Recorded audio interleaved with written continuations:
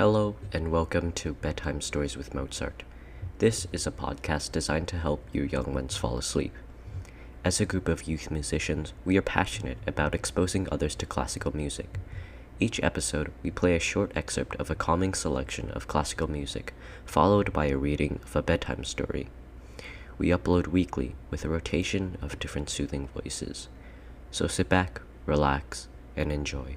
This is the Adagio from Bach Sonata No. 1 in G minor, performed by Nathan Lin.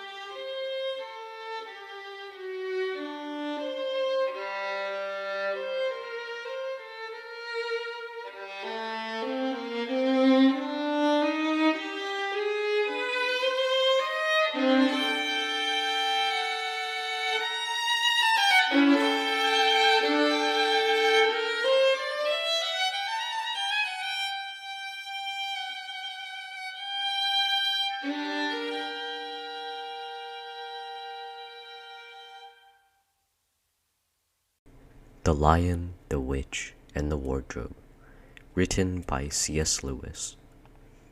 Chapter 1. Lucy Looks into a Wardrobe.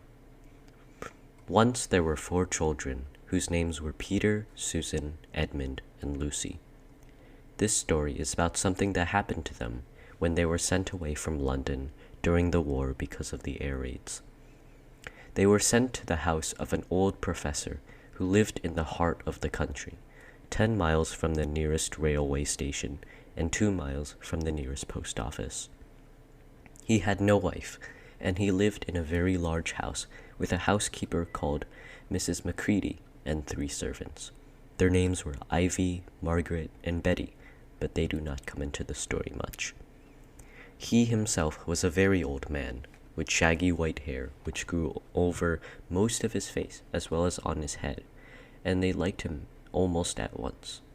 But on the first evening, when he came out to meet them at the front door, he was so odd-looking that Lucy, who was the youngest, was a little afraid of him, and Edmund, who was the next youngest, wanted to laugh and had to keep on pretending he was blowing his nose to hide it.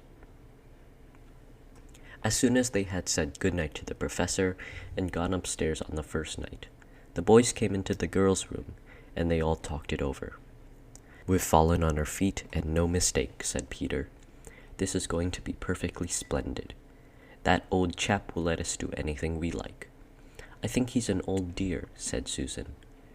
"Oh, come off it," said Edmund, who was tired and pretending not to be tired, which always made him bad-tempered.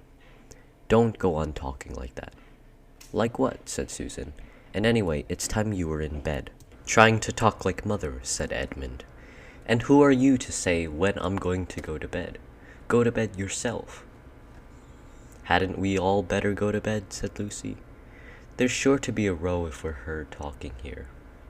"No, there won't," said Peter. "I tell you, this is the sort of house where no one's going to mind what we do. Anyway, they won't hear us. It's about 10 minutes' walk from here down to that dining room, and any amount of stairs and passages in between." "What's that noise?" said Lucy suddenly.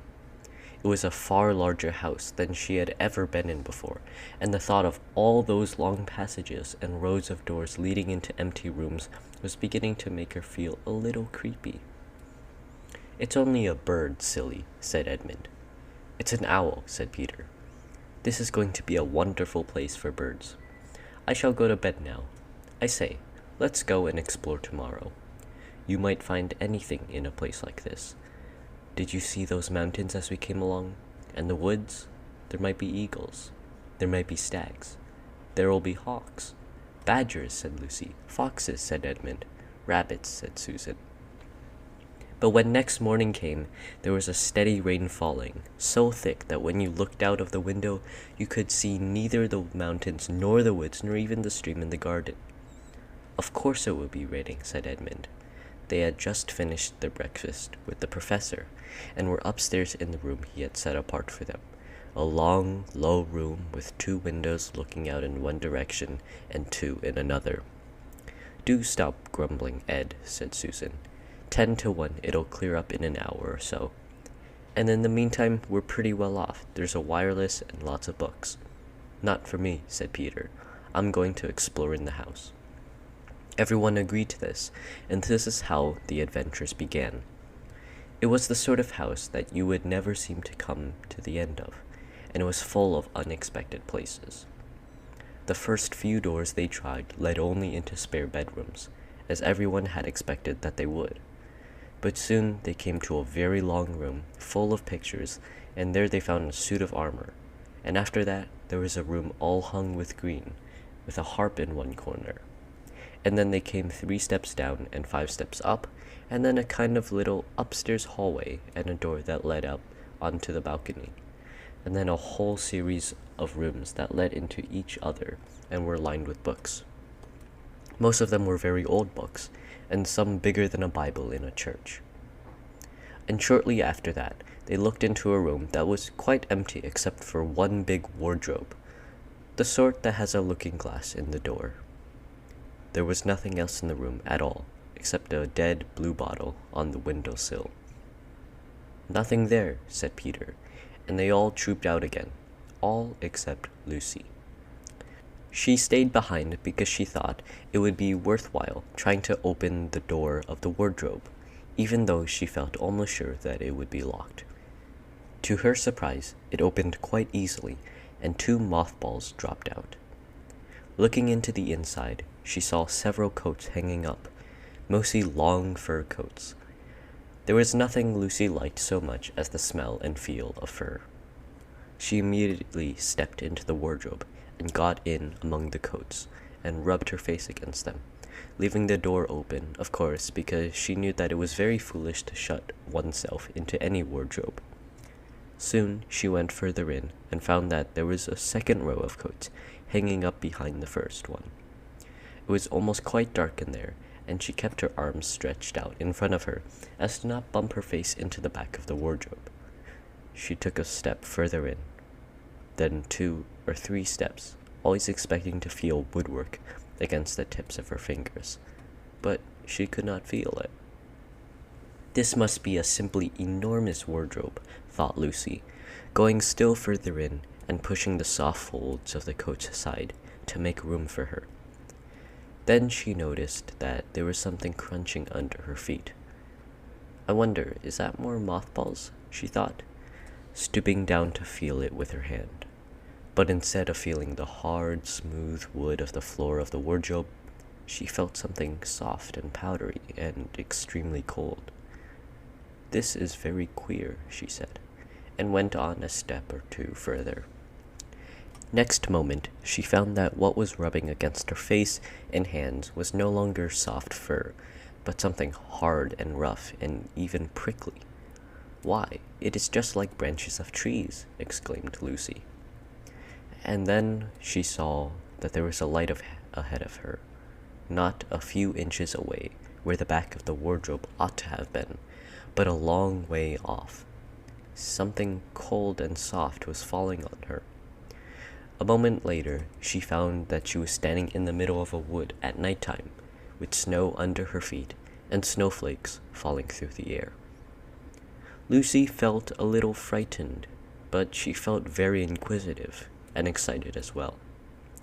She looked back over her shoulder, and there, between the dark tree trunks, she could still see the open doorway of the wardrobe, and even catch a glimpse of the empty room from which she had set out. She had, of course, left the door open, for she knew that it was a very silly thing to shut oneself into a wardrobe. It seemed to be still daylight there. "I can always get back if anything goes wrong," thought Lucy. She began to walk forward, crunch, crunch, over the snow and through the woods towards the other light. In about 10 minutes, she reached it and found it was a lamppost. As she stood looking at it, wondering why there was a lamppost in the middle of a wood and wondering what to do next, she heard a pitter-patter of feet coming towards her. And soon after that, a very strange person stepped out among the trees into the light of the lamppost. He was only a little taller than Lucy herself, and he carried over his head an umbrella, white with snow. From the waist upwards, he was a man, but his legs were shaped like a goat's. The hair on them was a glossy black, and instead of feet, he had goat's hooves. He also had a tail, but Lucy did not notice this at first because it neatly caught up over the arm that held the umbrella so as to keep it from trailing in the snow. He had a red woolen muffler round his neck, and his skin was rather reddish too. He had a strange but pleasant little face, with a short pointed beard and curly hair, and out of the hairs there stuck 2 horns, one on each side of his forehead. One of his hands, as I have said, held the umbrella. In the other hand he carried several brown paper parcels. What with the parcels and the snow, it looked just as if he had been doing his Christmas shopping. He was a fawn, and when he saw Lucy, he gave such a start of surprise that he dropped all his parcels. "Goodness gracious me," exclaimed the fawn. Chapter 2. What Lucy Found There. "Good evening," said Lucy. But the fawn was so busy picking up the parcels that at first it did not reply. When it had finished, it made her a little bow. Good evening," said the fawn. "Excuse me, I don't want to be inquisitive, but should I be right in thinking that you are a daughter of Eve?" "My name's Lucy," said she, not quite understanding him. "But forgive me, you are what they call a girl?" said the fawn. "Of course I'm a girl," said Lucy. "You are in fact human?" "Of course I'm a human," said Lucy, still a little puzzled. To be sure," said the fawn. "How stupid of me! But I've never seen a son of Adam or a daughter of Eve before. I am delighted. That is to say," and then it stopped, as if it had been going to say something it had not intended, but had remembered in time. Delighted, it went on. "Allow me to introduce myself. My name is Tumnus." "I am very pleased to meet you, Mr. Tumnus," said Lucy. "And may I ask, O Lucy, daughter of Eve, how have you come into Narnia?" "Narnia? What's that?" said Lucy. "This is the land of Narnia," said the fawn, "where we are now, all that lies between the lamppost and the great castle of Cair Paravel on the eastern sea. And you have come from the wild woods of the west?" I got in through the wardrobe in the spare room," said Lucy. "Ah," said Mr. Thomas, in a rather melancholy voice. "If only I had worked harder at geography when I was a little fawn, I should no doubt know all about these strange countries. It is too late now." "But they aren't countries at all," said Lucy, almost laughing. "It is only just back there, at least, I'm not sure. It is summer there." "Meanwhile," said Mr. Tumnus, "it is winter in Narnia, and has been forever so long, and we shall both catch cold if we stand here talking in the snow. Daughter of Eve from the far land of spare room where eternal summer reigns around the bright city of Wardrobe, how would it be if you came and had tea with me?" "Thank you very much, Mr. Tumnus," said Lucy, "but I was wondering whether I ought to be getting back." "It's only just round the corner," said the fawn, "and there'll be a roaring fire, and toast, and sardines, and cake." "Well, it's very kind of you," said Lucy, "but I shan't be able to stay long." "If you will take my arm, daughter of Eve," said Mr. Tumnus, "I shall be able to hold the umbrella over both of us. That's the way. Now, off we go." And so Lucy found herself walking through the wood arm in arm with this strange creature, as if they had known each other all their lives. They had not gone far before they came to a place where the ground became rough, and there were rocks all about, and little hills up and little hills down. At the bottom of one small valley, Mr. Tumnus turned us suddenly aside, as if he were going to walk straight into an unusually large rock, but at the last moment Lucy found he was leading her into the entrance of a cave. As soon as they were inside, she found herself blinking in the light of a wood fire. Then Mr. Tumnus stooped and took a flaming piece of wood out of the fire with a neat little pair of tongs, and lit a lamp. "Now we shan't be long," he said, and immediately put a kettle on. Lucy thought she had never seen a nicer place. It was a little, dry, clean cave of reddish stone, with a carpet on the floor, and two little chairs, "one for me and one for a friend," said Mr. Tumnus, and a table and a dresser and a mantelpiece over the fire, and above that a picture of an old fawn with a gray beard. In one corner there was a door which Lucy thought must lead to Mr. Tumnus's bedroom, and on one wall was a shelf full of books. Lucy looked at these while he was setting out the tea things. They had titles like "The Life and Letters of Silenus or Nymphs and Their Ways," or "Men, Monks, and Gamekeepers, a Study in Popular Legend," or "Is Man a Myth?" "Now, daughter of Eve," said the fawn. And really it was a wonderful tea. There was a nice brown egg, lightly boiled, for each of them, and then sardines on toast, and then butter toast, and then toast with honey, and then a sugar-topped cake. And when Lucy was tired of eating, the fawn began to talk. He had wonderful tales to tell of life in the forest. He told about the midnight dances, and how the nymphs who lived in the wells, and the dryads who lived in the trees, came out to dance with the fawns. About long hunting parties after the milk-white stag who could give you wishes if you caught him. About feasting and treasure-seeking with the wild red dwarfs in deep mines and caverns far beneath the forest floor, And then about summer, when the woods were green and old, and Silenus on his fat donkey would come to visit them, and sometimes Bacchus himself. And then the streams would run with wine instead of water, and the whole forest would give itself up to jollification for weeks on end. Not that it isn't always winter now, he added gloomily. Then to cheer himself up, he took out from its case on the dresser a strange little flute that looked as if it were made of straw, and began to play. And the tune he played made Lucy want to cry and laugh and dance and go to sleep all at the same time. It must have been hours later when she shook herself and said, "Oh, Mr. Tumnus, I'm so sorry to stop you, and I do love that tune, but really I must go home. I only meant to stay for a few minutes." "It's no good now, you know," said the fawn, laying down its flute and shaking its head at her very sorrowfully. "No good?" said Lucy, jumping up and feeling rather frightened. "What do you mean? I've got to go home at once. The others will be wondering what's happened to me." But a moment later, she asked, "Mr. Tumnus, whatever is the matter?" For the fawn's brown eyes had filled with tears, and then the tears began trickling down its cheeks, and soon they were running off the end of its nose, and at last it covered its face with its hands and began to howl. "Mr. Tumnus, Mr. Tumnus," said Lucy in great distress. Don't! What's the matter? Aren't you well? Dear Mr. Tumnus, do tell me what is wrong." But the fawn continued sobbing, as if its heart would break. And even when Lucy went over and put her arms round him and lent him her handkerchief, he did not stop.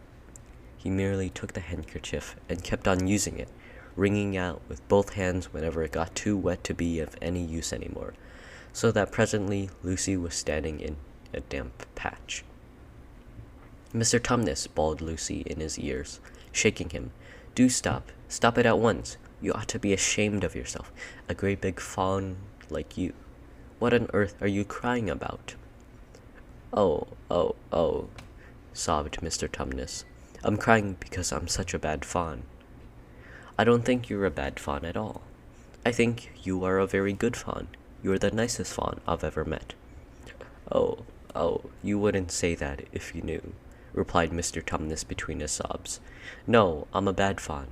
I don't suppose there ever was a worse fawn since the beginning of the world." "But what have you done?" asked Lucy. "My old father now," said Mr. Tumnus. "That's his picture over the mantelpiece. He would have never done a thing like this." "A thing like what?" said Lucy. "Like what I've done," said the fawn. "Taken service under the White Witch. That's what I am. I'm in the pay of the White Witch." "The White Witch? Who is she?" "Why, it is she that has got all Narnia under her thumb. It's she that makes it always winter and never Christmas. Think of that." "How awful," said Lucy. "But what does she pay you for?" "That's the worst of it," said Mr. Tumnus with a deep groan. "I'm a kidnapper for her, that's what I am. Look at me, daughter of Eve. Would you believe that I'm the sort of fawn to meet a poor innocent child in the wood, one that had never done me any harm, and pretend to be friendly with it, invite it home to my cave, all for the sake of lulling it to sleep, and then handing it over to the White Witch?" "No," said Lucy. "I'm sure you wouldn't do anything of the sort." "But I have," said the fawn. "Well," said Lucy rather slowly, for she wanted to be truthful, and yet not to be too hard on him. "Well, that was pretty bad, but you're so sorry for it that I'm sure you will never do it again." "Daughter of Eve, don't you understand?" said the fawn. "It isn't something I have done. I'm doing it now, this very moment." "What do you mean?" cried Lucy, turning very white. "You are the child," said Tumnus. "I had orders from the White Witch that if I ever saw a son of Adam or a daughter of Eve in the wood, I was to catch them and hand them over to her. And you are the first I've ever met. And I've pretended to be your friend and asked you to tea, and all the time I've been meaning to wait till you were asleep and then go and tell her." "Oh, but you won't, Mr. Tumnus," said Lucy. "You won't, will you? Indeed, you really mustn't." And if I don't, said he, beginning to cry again, she's sure to find out. And she'll have my tail cut off, and my horns sawn off, and my beard plucked out, and she'll wave her hand over my beautiful clove hoofs, and turn them into horrid solid hoofs like wretched horses.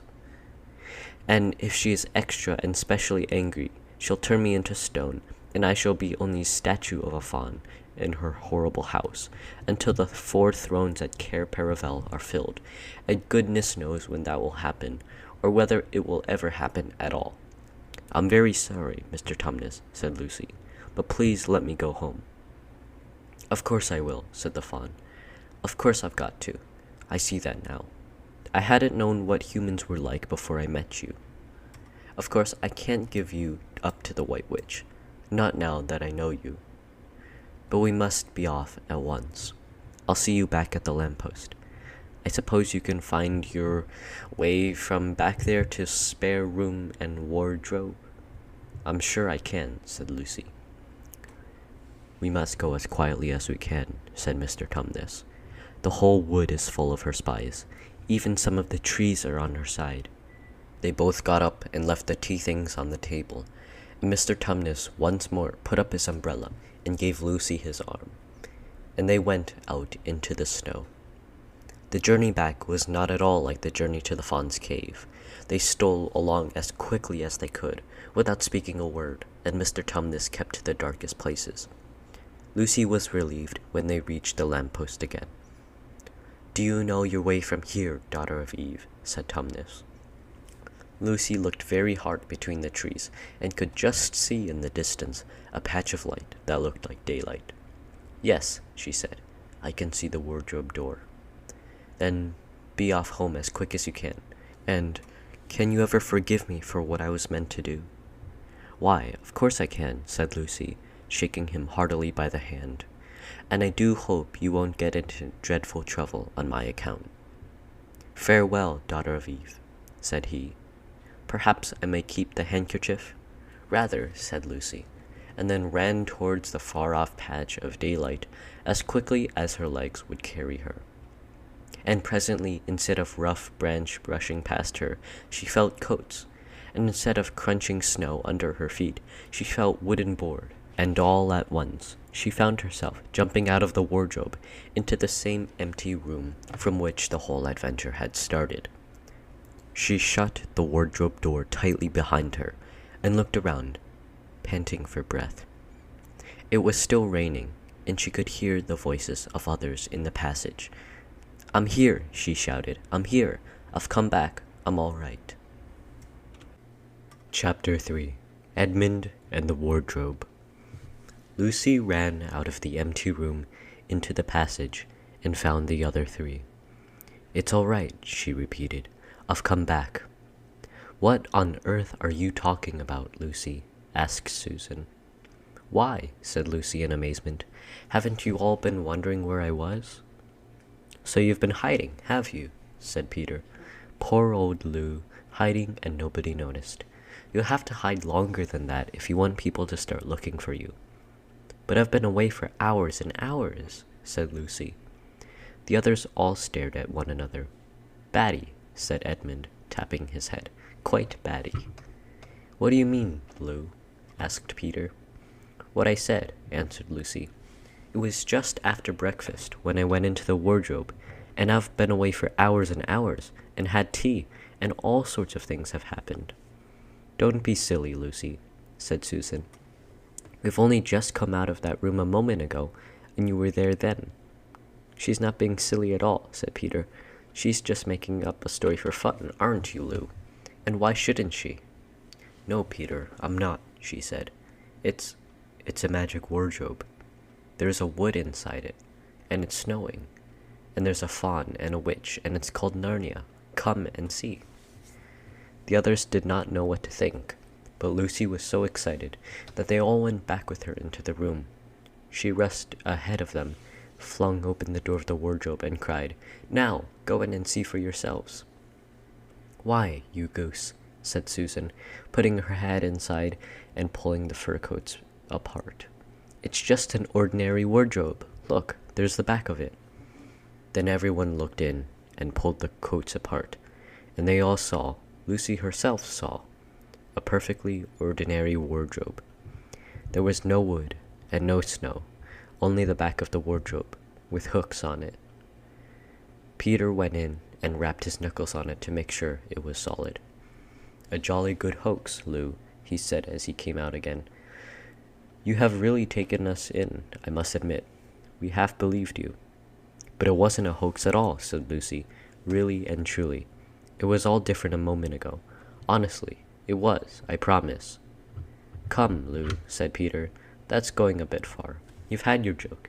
Hadn't you better drop it now?" Lucy grew very red in the face and tried to say something, though she hardly knew what she was trying to say, and burst into tears.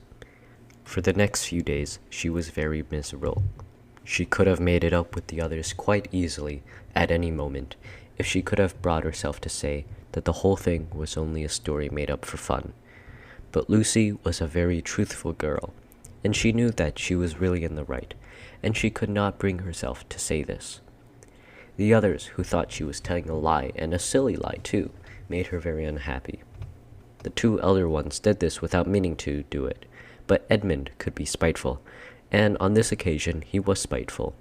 He sneered and jeered at Lucy, and kept on asking her if she'd found any other countries in other wardrobes all over the house. What made it worse was that these days ought to have been delightful.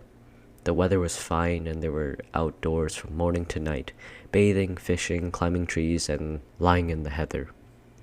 But Lucy could not properly enjoy any of it, and so things went on until the next wet day. That day, when it came to the afternoon and there was still no sign of a break in the weather, they decided to play hide-and-seek. Susan was it, and as soon as the others scattered to hide, Lucy went to the room where the wardrobe was. She did not mean to hide in the wardrobe, because she knew that that would only set the others talking about the whole wretched business. But she did want to have one more look inside it, for by this time she was beginning to wonder herself whether Narnia and the Faun had not been a dream. The house was so large and complicated and full of hiding places that she thought she would have time to have one look into the wardrobe and then hide somewhere else. But as soon as she reached it, she heard steps in the passage outside, and then there was nothing for it but to jump into the wardrobe and hold the door closed behind her. She did not shut it properly because she knew that it was very silly to shut oneself into a wardrobe, even if it was not a magic one. Now the steps she had heard were those of Edmund, and he came into the room just in time to see Lucy vanishing into the wardrobe. He at once decided to get into it himself, not because he thought it was a particularly good place to hide, but because he wanted to go on teasing her about her imaginary country. He opened the door. There were the coats hanging up as usual, and a smell of mothballs, and darkness and silence, and no sign of Lucy. "She thinks I'm Susan and come to catch her," said Edmund to himself, "and so she's keeping very quiet at the back." He jumped in and shut the door, forgetting what a very foolish thing this is to do. Then he began feeling about for Lucy in the dark. He had expected to find her in a few seconds, and was very surprised when he did not. He decided to open the door again and let in some light, but he could not find the door either. He didn't like this at all, and began groping wildly in every direction. He even shouted, "Lucy, Lou, where are you? I know you're here." There was no answer, and Edmund noticed that his own voice had a curious sound. Not the sound you expect in a cupboard, but a kind of open-air sound. He also noticed that it was unexpectedly cold, and then he saw a light.